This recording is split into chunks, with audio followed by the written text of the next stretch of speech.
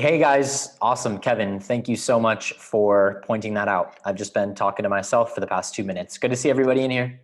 Samir, good to see you. Logan, what's up? Kevin, good to see you. Ivan, nice to see you guys. Hopefully, I think you guys can all hear me now. I'm so glad that you guys said something before it started.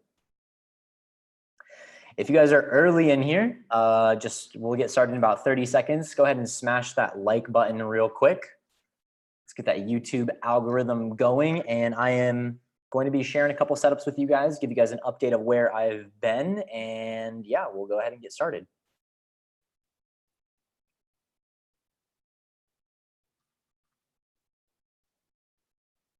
Awesome, awesome. You guys can hear me good. Okay.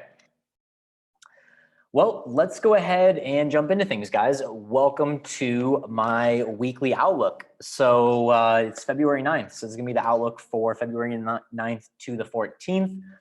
Hope you guys are doing well. All right. So I have actually not done a weekly outlook for the past 2 Sundays.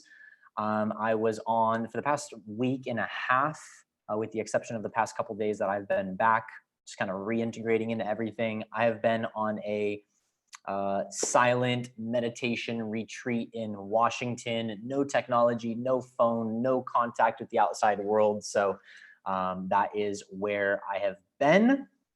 And if you guys were on the most recent weekly outlook that I did, I mentioned that I was going to do a weekly outlook a week ago on the 2nd.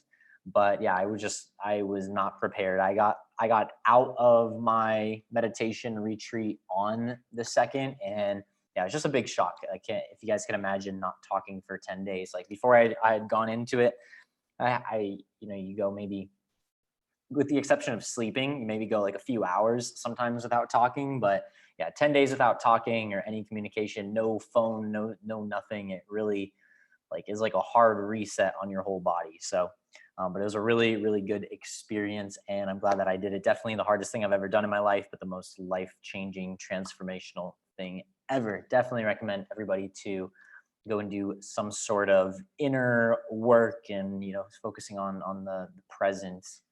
And anyways, so let's go ahead and get into the good stuff. So I am glad to be back, and I don't plan on missing a single other weekly outlook for the rest of this year. So basically there's 52 weeks in a year, and I missed the last week and the week before that. Those are the only 2 that I have missed this year, and those are the only 2 that I plan on missing for the rest of the year. So I'm excited to build this consistency up again with you guys. So once again, I apologize for falling off the face of the earth for the past 2 weeks, but it was for the benefit of long-term benefit. So it's interesting too, because let's go over let's do a little recap on what's happened since I was gone. So it's interesting. I leave for 10 days and I come back, and there is a huge, crazy hubbub with the coronavirus in China, and Kobe Bryant died. All sorts of crazy stuff happened when I was gone. So I saw gold rallied like crazy in response to the coronavirus. But we aren't here to talk about that. I just kind of wanted to let you guys know that there's been a lot that has been going on. I have done some analysis and some research, and these are the 3 pairs that I'm going to be trading this week. I say 3 because the dollar index, I don't actively trade the dollar index. I don't take any positions on the dollar index. I just trade the inverse of the dollar index, which is Euro USD, but I do look at the dollar index to help me build analysis for my other trades. So this week I am interested in trading gold, Euro USD, and dollar yen. All right. And for those of you guys that just want the quick information, I am bullish on the dollar this week. Okay. I am short-term bullish, at least for this week as we start. And we'll get into that in just a moment, but yeah, I am looking at buying the dollar. So I'm looking at selling gold, looking at selling Euro USD, looking at buying dollar yen. Okay. That is the easy way to say it, but I'll go a little bit deeper into them and why in just a moment. I do want to look at the economic calendar first. Do me a favor too. If you guys are listening to this right now, if you're watching this live, please smash that like button. It will really help the YouTube algorithm get it out. If you are new around here, make sure you hit that subscribe button and turn on the bell icon so you know exactly when I go live. I go live every single Sunday with the exception of the past 2 weeks, but I've been doing these. You can go through my videos and see that I've been doing this since 2016, going live every Sunday or just about every single Sunday, and just doing this completely for free just because I want to spread the knowledge. I want to, I don't want to be the only one coming to the table and eating. I want to have everybody eating. So let's take a look at the calendar. Okay, so this week, just a couple things to be on the lookout for. We really don't have anything tomorrow. Okay, there's actually a bank holiday in Japan. I'm not exactly sure what it is, but aside from that, there's no other high impact news tomorrow. I mean, that's not even high impact news. There's no high impact news whatsoever tomorrow. We have some preliminary GDP, which is going to be their quarter over quarter reading for the pound coming out on Tuesday. Main thing I wanted to touch on is that this week there are a lot of speakers. Okay, so Tuesday we have Powell speaking, chairman of the Federal Reserve. We have Lagarde speaking, president of the ECB. That same day we also have, and then Governor Carney speaking, head of the Bank of England. So 3 main, very important figures, right? They all are the heads of their respective central banks, and we also have an interest rate decision coming out from the Reserve Bank of New Zealand. So this is all happening on the same day, all on Tuesday. So Tuesday is a pretty big day.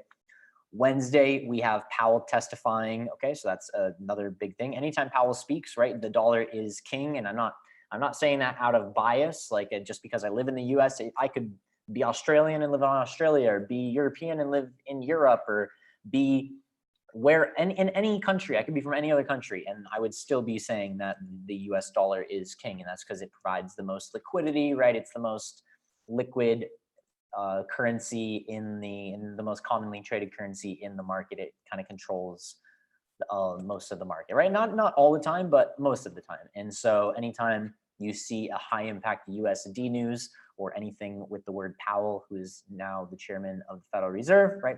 Successor to Janet Yellen, who's the previous chairman of the Federal Reserve. Anytime he is testifying, that's a pretty big deal. Okay, we have more speeches. Sorry, I said speaks because I'm looking at what the word. More speeches from heads of central banks. So Governor Orr speaking also on Wednesday, and then Governor Lowe speaking on Wednesday also. So between Tuesday and Wednesday, there are a ton of central bank speakers. Okay. Thursday, we've got some just basic stuff coming out, right? CPI, we see CPI coming out all the time, but CPI is, right, that's consumer price index, right? That's basically inflation, right? The inflation. And the 2 main things, just to give you guys a little tidbit, the 2 main 3-letter acronym news that come out, or that are the most important to focus on, is going to be CPI and GDP, right? GDP is gross domestic product. That's going to be like growth of that, not necessarily growth, but I mean, it is a sign of growth, right? Because the way you calculate GDP, there's 2, well, I'm not going to get all into it, but there's 2 ways to calculate GDP. Usually like expenditure is the way that most people calculate the GDP. And yeah, I mean, as long as you want to see the economy growing, right? More spending or more earning, right? There's 2 ways to calculate GDP, but essentially they should come out to the same number either way, right? Because you think about it, let's say you go and buy something from the store for $5, right? You spent $5, but that store also made $5, right? So it's the same $5 at the end of the day. It just depends if you want to look at it from an income approach or if you want to look at it from an expense approach. It doesn't really matter, but it should be the same number at the end of the day. There's slight variables and stuff in there, but yeah, that's neither here nor there on this weekly outlook. So that's the CPI coming out on Thursday. And then we have some retail sales coming out for the US dollar on Friday. So pretty average week, right? There's only 1 interest rate decision coming out, lots of speakers, lots of 3-letter news events, and then, just a normal week, right? So just be on the lookout for that. I always recommend, I always have this tab open, okay? So of course, because I'm doing this live, I open up like a new window, and then I just put these 2 tabs on here. But normally I'll have, like my email open and, all sorts of other tabs open. But I always keep the Forex Factory calendar open, or whatever your respective economic calendar open all the time, and of course the charts. So let's go ahead and look at the charts. Like I said, I'm looking at the dollar index this week, and to be able to, and looking at trading gold, euro USD, and the dollar yen. Okay. And I am going to be short-term bullish on the dollar. All right. Moving into a bullish move from last week. So keep in mind, I did not trade last week. I just came back to the real world. I technically came back to the real world on the 2nd. But it wasn't until the 6th that I actually even opened up social media or technology for the first time. I spent from the 2nd to the 6th, just like reintegrating, just like living life, but without technology for those 4 days. So yeah, the 6th is the first time opening up everything. And so I did not trade. I believe that was Thursday, right? So I did not, yeah, it was Thursday. So I did not have any trades placed, but I do see how we left off last week, and we can see, so this is going to be the weekly chart, of course. I hope you guys can see that. And this is the dollar index. Quick recap on the dollar index, right? We have been following this channel since the middle of 2018, right? Since about May-ish of 2018 is when the dollar index like first got it to these highs. And then, obviously it took a couple months for us to actually form this channel, create that support and resistance on both sides. But now that we have that channel here, we can see that it is extended all the way out, and we are still in that channel. So basically the dollar index is just sideways. It's not really moving one way or the other. I mean, you could say it's marginally trending up, but it's not like, like what we saw happen in 2017, huge drop, or like we see in 2014, right? It's just a lot of sideways movement, and that's okay, right? We try to find our opportunities in between there. But what I really want to focus on is the current and the now, and we can see that the dollar index is fairly bullish, right? It definitely found some support around the underside of this channel, and my opinion is that the dollar index is going to this week and next week, or most likely next week also, but at least this week, and that's what I'm worried about now, not in the future, because I can't trade in the future until we get to the future, right? I can only trade now. So I am expecting the dollar index to start climbing back towards the top side of this channel. So that's about the 100 level, okay?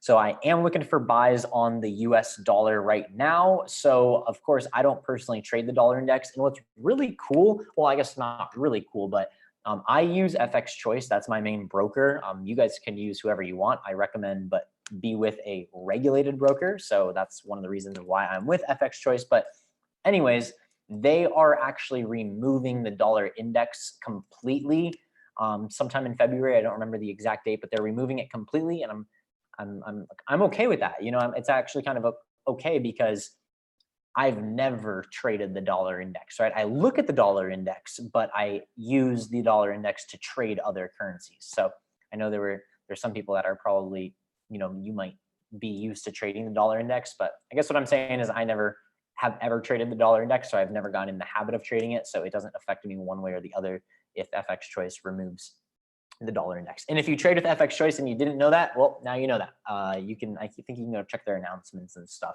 or you should get an email, but you might be unsubscribed to their emails. So that's why I am saying it on here. So yeah, the dollar index, I'm looking for a buy this week. At the US dollar overall, I'm looking for a buy. So where are we at? Okay. Let's get into the juicy stuff, because this is what I'm actually looking at trading this week. So gold, I am looking at shorting gold this week. Okay. I'm looking at gold finding some downside. So I think we're already at a pretty good area to be shorting, like 15, this area, like 1575, but I can draw just so you guys can visually see. I do think gold is going to make its way down past 1550, break this support that we've been in, and move lower. Okay, so that is my opinion. Again, guys, everything that I ever say on any of these videos, any video ever, post anything anywhere, it's strictly my opinion, and it's just, like, don't just go in, throw $1,000 in an account and go maximum leverage you can and the maximum lot size you can and short it just because you heard David on a weekly outlook, who's a professional trader and has a track record and a full MyFX book. And because I'm not right 100% of the time, guys, go look at my track record, right? I have my MyFX book. I am obviously net profitable year over year. However, I'm only have like a 52, I think right now, 52, 53% win rate. We can actually even just like pull it up very quickly. You guys can see how we ended up the month of January, since I haven't been here since the middle of January. Okay. So yeah, January 21% gain, but profitability 53%. Okay, 53%. So yeah, I'm not winning even 80% of my trades or even 75% of my trades. Okay, so it's part of that. That's like one of the pillars of success in trading. Is one of the quote unquote secrets of trading is understanding that losses is inevitable. Okay. If you like, when I first got into trading, I never liked to see a red trade, right? I would always, but what does that lead you to do, right? You end up holding a trade. Let's say for example, you might go into drawdown. Let's say you go into drawdown $500 to make $100, right? That's a terrible risk to reward. So you want to make sure that you cut your losses. It's okay to take a loss as long as at the end of the day, your wins outweigh your losses. It's just basic trading psychology here. And then, that's the goal of trading, right? You aren't going to be profitable if you're always taking big losses and only having a bunch of small wins, right? It doesn't matter if your account history has 98 blue trades and you can sit there and scroll for 2 minutes and only see blue trades, but then you have 2 red trades and those 2 red trades blow all of the money that you made on those 98 winning trades. Well, then what good is that? You can say, yeah, I have a 98% win rate, but are you a profitable trader? No. I would much rather be a 50% win rate trader, but actually be profitable at the end of the day. You guys see what I'm saying? So yeah, I don't care about win rate. If you care about win rate, it's probably your ego, and you should just check that. And you should also go and just Google Richard Dennis. Okay, Richard Dennis, the idea of Richard Dennis. Everybody says his name, but if you actually go and look up, he was a very profitable trader, but he did not have a lot of wins. He had tons of losses. Okay, somewhere around the range of a 90% loss rate. So he won 10% of the time, but when he did win, he won big. So I don't maybe go to, that's kind of the extremity of risk to reward type thing. But I like a kind of a middle, 50% win loss and having a high profitability. So that's the key at the end of the day. Anyways, so yeah, gold shorts is what I'm looking for this week. I'm looking for everything: scalping, intraday trading, and swing trading for all of these this week. I'm not limiting myself to one style of trading this week. If I see a good opportunity, I'm up during the London session or the New York session, I see a good opportunity, I may scalp it. If I see a swing position, I might actually, depending on what happens in the next, I don't often take trades on Sundays. So depending on what price action does in the next 24 hours, I may look at getting into a swing position that'll hold from here until Friday, and then probably scale in and out of other positions throughout the week. So that's gold. Moving on to Euro USD. So Euro USD, this is actually just a head and shoulders I had put up on here, I think with my students, because I still did a couple daily webinars with my students before I left, because I had left on the 22nd. So I did one with my students on that Monday and that Tuesday, or just that Monday. I don't remember. Either way, I had put this up a long time ago. Okay, so ignore this head and shoulders. I'll go ahead and actually delete it. But I did want you guys to see this visual. There was this head and shoulders here, so there was a really good trading opportunity right after I left. So I left right here on the 21st, right at the bottom, right when we were breaking this neckline. Really nice. Just we broke through the 50 EMA. Just lots of good price action. There are lots of hints, in my opinion. This was kind of easy money to a drop. And yeah, so where are we at now? We're breaking the lows on Euro USD. And I still think it's okay to, this might sound crazy because I'm going to say chasing the lows, but this isn't really chasing in some sense. Some people could call it chasing, right? You could have shorted at the top at December 31st. You could have shorted at the top a week ago on February 3rd, right? But still, overall, Euro USD hasn't really moved a whole lot. It's been pretty sideways. So in my opinion, I think it's still okay to short. Also, really nice bearish weekly candle. But I do think if we, okay, so I'll remove this head and shoulders now. And if we were to extend this channel, same channel as the dollar index, right? But instead of going up, right, Euro USD does the opposite. So it's been going down since the middle of 2018. And I think we're going to make our way, my opinion, again, disclaimer, just my opinion, I think we're going to head back towards the underside of this channel. Okay. So gold, Euro USD, right? Just both shorting them. USD is the quote currency on both of these pairs, right? So definitely makes sense to be doing the same to both of them. And dollar yen, I really haven't touched dollar yen a whole lot, but I do like the potential opportunity for a buy on dollar yen. I'm really interested in, the price action that we get the next couple of days in this area. I think, guys, this could be the best trade of the week right here. I mean, gold, yeah, I mean, gold's always volatile, so you can always make money, not always, but a lot, you know, as long as you're like getting your entries good, you can make pretty good money on gold. Euro USD has been a little bit difficult to trade in the recent year-ish because of the consolidation it's been going through. Dollar yen has been a little bit more trendy, but what I would look for, guys, is a bullish continuation pattern. And when I say bullish continuation pattern, hopefully you guys know what I mean, but I'm just looking for confirmation of some sort of bullish formation in here that is going to give us that hint from a technical price action perspective that dollar yen is going to continue going higher. So I do think we're going to do something like this, a little bit of a bull flag, and then move up from here. And it might not even get that, you know, it might not even get that consolidative, right? We may just like close somewhere. Let's say we close somewhere around here, and then we might get like a blue candle right here, and then dollar yen might just take off. That's a terrible arrow. Sorry. Dollar yen might just take off from there. So I'm really interested in dollar yen. I think we can capitalize on this.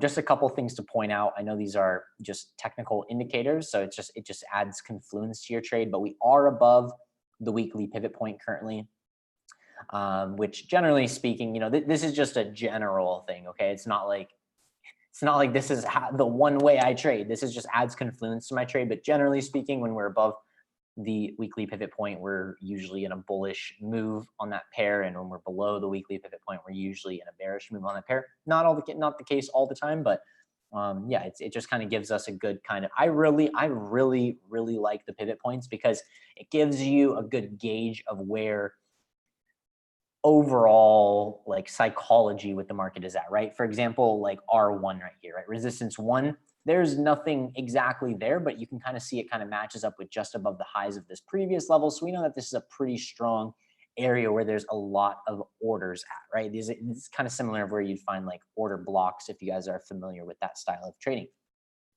Also, I really like the EMA. So I like that we are above the EMA right now. So yeah, I'm looking for a bullish move on dollar yen this week. I'm looking for a bearish move on Euro USD, and I'm also looking for a bearish move on gold. So all of that translates into my opinion being bullish towards the US dollar.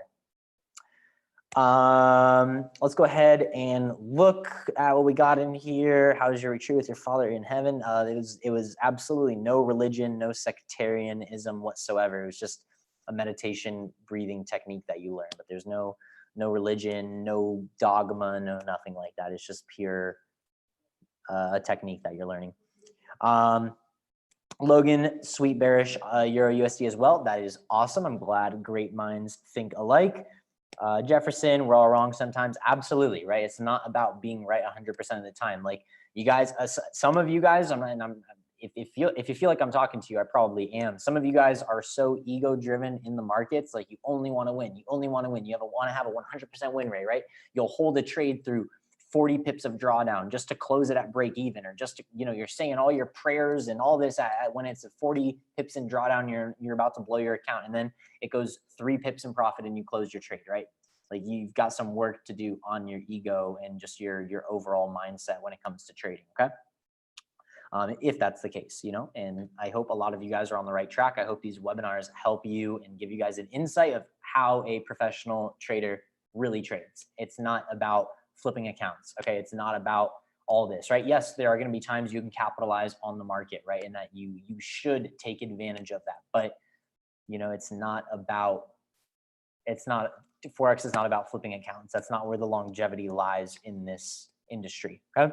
Tresman, could you do a brief analysis on Euro Swiss franc? Yeah, sure. I can take a look at Euro Swiss franc. I will be honest, guys.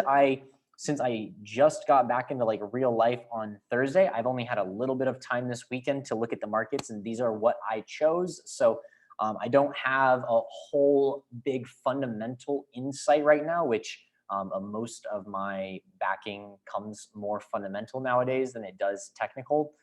But yeah, so just a little disclaimer, you guys can definitely pop some pairs in the chat if you want me to look over it. But I just a little disclaimer, you know, I'm not perfect. Okay. Please don't, you know, just take my word for it. Okay. Just use me as a little bit of a handicap and make sure you're doing your own thing. Okay.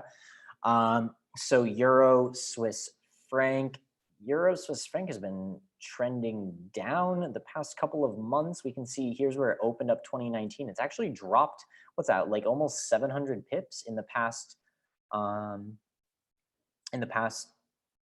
what, like 2 months or 1 month? Yeah, because it's February 9th. This was January. Wow, that's quite a move. That is quite a move. This is given some volatility.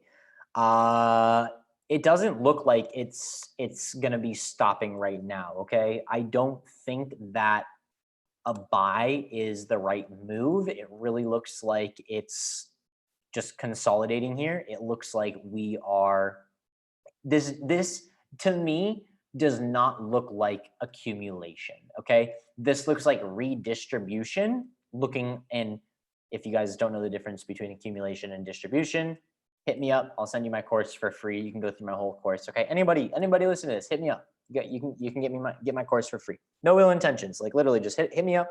I'll send you a link for it, completely free.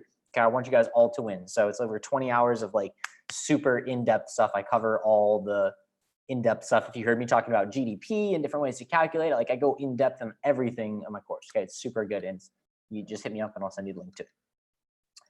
But yeah, this to me looks like redistribution. It does not look like accumulation. Okay, it could turn into accumulation, but I don't see any spring in here yet. I don't see any sort of price action that tells me that this is ready to stop. All right. Denford, what's happening to AUD pairs and NZD pairs? It's been weak for almost 3 weeks. Well, I have not been trading AUD or NZD pairs, but there are some insane, I take it, Denford, you probably do not live in Australia. So there are insane wildfires right now in Australia. And it is, of course, taking a toll on the country. Australia is not a very big continent. And yeah, it's not looking very good over there, right? So it's kind of like, you could say the same thing as like, right, gold went up because of the coronavirus, right? Everybody is scared, or that's a main reason, right? Everybody's scared about the world, right? Some people were like, the world's gonna end, blah blah blah. You know, I mean, the World Health Organization did classify it as a pandemic, and you know, it is extremely serious, okay? But they are already in the midst of going through trials with different cures and things like that. But in China, it's pretty crappy. They have it on like full lockdown, things like that. They're taking people's temperatures at the supermarket. Only one door is open at the supermarket type thing. It's actually very serious, right? The government dumping truckloads of dirt on the highways so that nobody can leave and everybody's quarantined inside. It's pretty serious, right? So that affects the markets in a way where people flock to safe havens. So that's why gold has gone up. But yeah, so if we go and look at AUD, USD, I mean, yeah, it makes a lot of sense. Pretty much like we have all my AUD pairs and NZD pairs down here. Probably haven't been doing too good the past couple of weeks. Okay, so I have not actually traded either of those currencies, AUD or NZD, in quite a while. You can actually see this is like the last time I even was interested in NZD USD, this head and shoulders back here, buying it back in October. So you can see that was a pretty good move. I'm not saying I made this whole 400 pips on here, but we did pick the bottom with a nice inverted head and shoulders, right? That was definitely accumulation, right? Because we have the spring with the head. So that's there. AK Euro Yen, what are your thoughts on GBP after Brexit? So I have not spent enough time, and I'm just being honest, guys. The past 2 weeks, keep in mind, I have been completely off technology. Think about the past 2 weeks of your life. A lot has happened in the past 2 weeks. So I have not had the proper time to go through and look into really anything more than the US right now. So I haven't really had a chance to look at New Zealand dollar, Australian dollar, or really anything with the pound. So that is my plan over the next day or so, is to catch myself up with the geopolitics and macro microeconomics between, especially with Brexit. I know that there's a lot, there's a really good channel that I recommend you guys all follow. Let me pull it up. It's not even like a secret. I don't like holding things back from you guys.